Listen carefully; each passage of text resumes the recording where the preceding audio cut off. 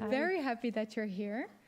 In the frame of today, what is really important is to just realize something about crisis, and that is that we've always considered that crisis follows from a disaster or from a conflict. What we now see is that some of the most dire situations of humanitarian need originate not from a conflict directly or a disaster directly, but from the simple fact that there's a border that people encounter on the way somewhere.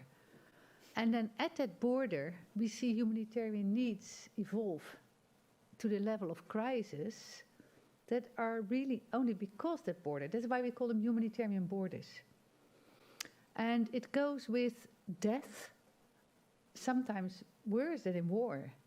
So if you see what is happening, what has been happening with the people who die crossing the Mediterranean, the numbers are really high.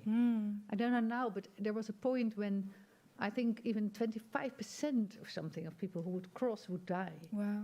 Now, they haven't been drowned by European leaders, of course. It's not like Mark Rutte went there to keep their heads under the water.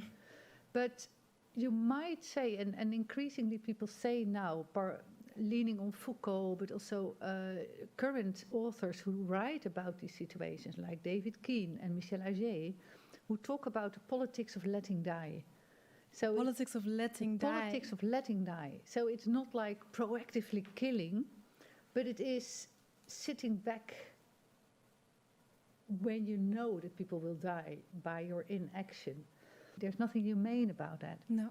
And we all feel like this cannot be done like this. Even though the solutions may be difficult, we have to find many things can be done, but it's not a thing. You know, it's not like let us flip policy and now we do it differently and we turn this into that. No. Because we also have to realize that these are not easy issues. I think, first, lots of movement today, and we talk about this.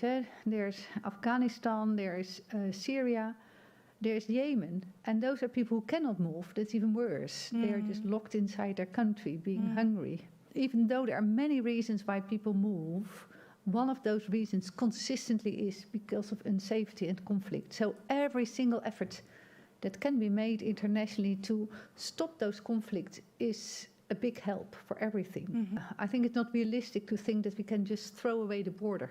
But in between that situation of an open border and the current situation is a huge, huge gap.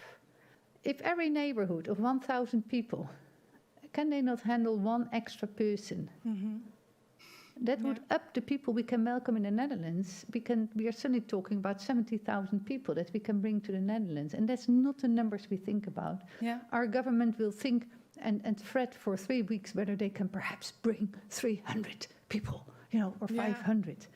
But it's a ridiculous number if you see how big we are. Same for the whole of Europe.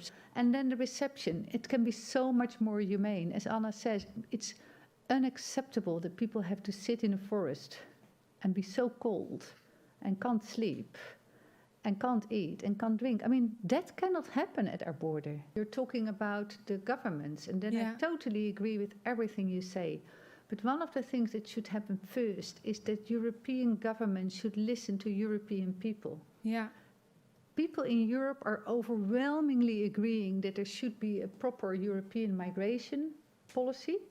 Secondly, people in Europe are by far majority saying that they should have more refugees and adopt them in the country rather than paying other countries to take them. This research was done all over Europe. In the West, the majority was very big. But also in Eastern Europe, there was still a majority of people who said we want more refugees. So we do care. That's the irony. Solidarity is very often interpersonal. It's from people to people. And if we have that opportunity to do things from people to people, it is actually eye-opening. We now have increasingly families in the Netherlands that open their house for 3 months through, I love that word, Airbnb. Those kind of small things are important, but we still need big things too. And I think the policies that are so complex, if European governments would really let it sink in, that their constituency, their populations are more inclined to help refugees than they are, that should make a difference.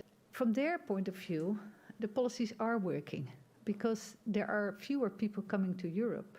So we need to do a lot of work to tell them, like, what you think is working is not working. It's not sustainable.